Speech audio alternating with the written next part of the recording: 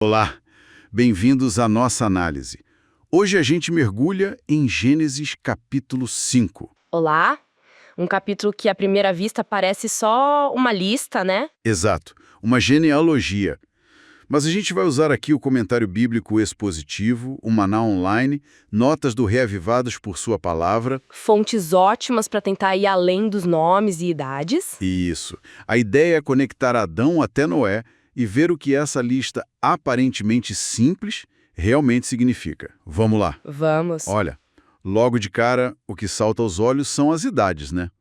Adão, 930 anos. Sete, 912. E Matusalém chegando a 969 anos. Impressionante. Totalmente fora da nossa realidade hoje.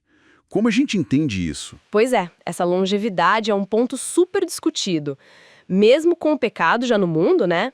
Sugere um vigor, uma vitalidade que vinha lá da criação. Uma herança divina, talvez. Exato. Os comentários exploram isso. Pode ser a vitalidade original, dieta, talvez graça divina.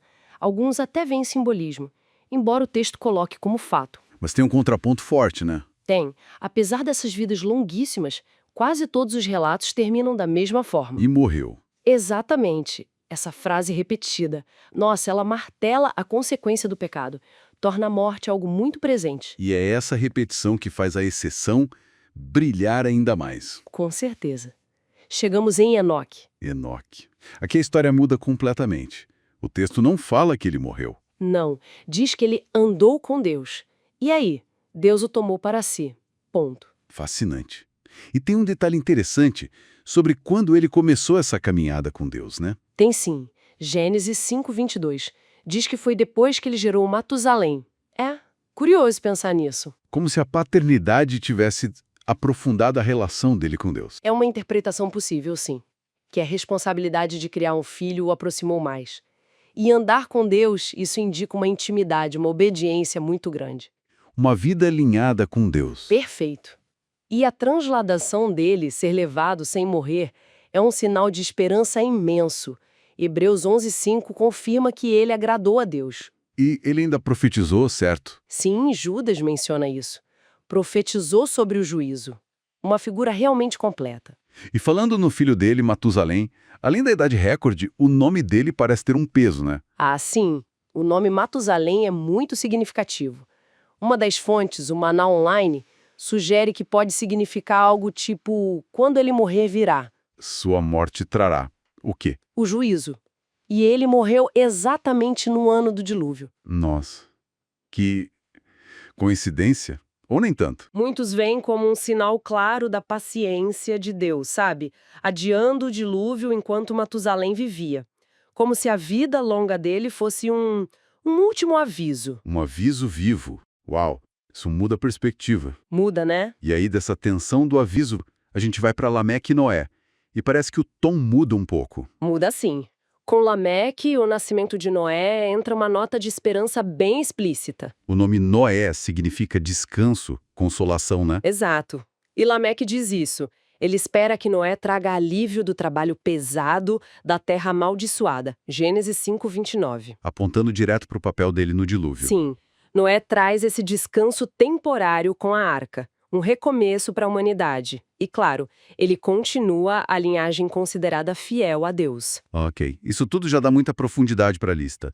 Mas tem aquela ideia, quase um código secreto nos nomes, levantada por uma das fontes.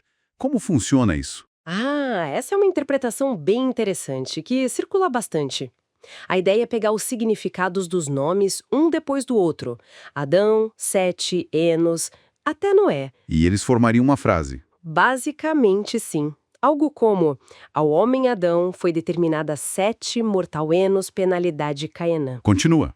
Mas o santo Deus Malalael descerá Jared, ensinando Enoque que sua morte trará Matusalém. Ao sem esperança, Lameque, descanso Noé, é isso. Exatamente essa sequência. Ao homem foi determinada mortal penalidade, mas o santo Deus descerá, ensinando que sua morte trará ao sem esperança descanso. Puxa, é quase o resumo do evangelho escondido na genealogia. É uma leitura poderosa, né? Vê a genealogia como uma profecia compacta da redenção.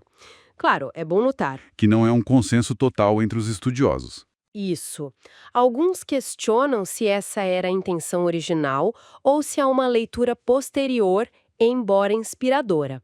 Mas, independente disso, mostra como a genealogia é teologicamente rica. Sem dúvida. Então, para a gente ir fechando, Gênesis 5 é bem mais que uma lista de nomes e idades. Muito mais.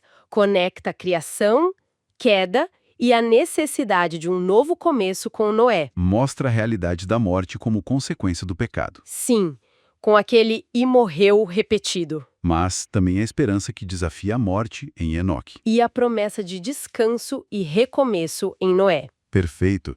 Demonstra a fidelidade de Deus preservando uma linhagem e talvez até dando pistas do plano maior.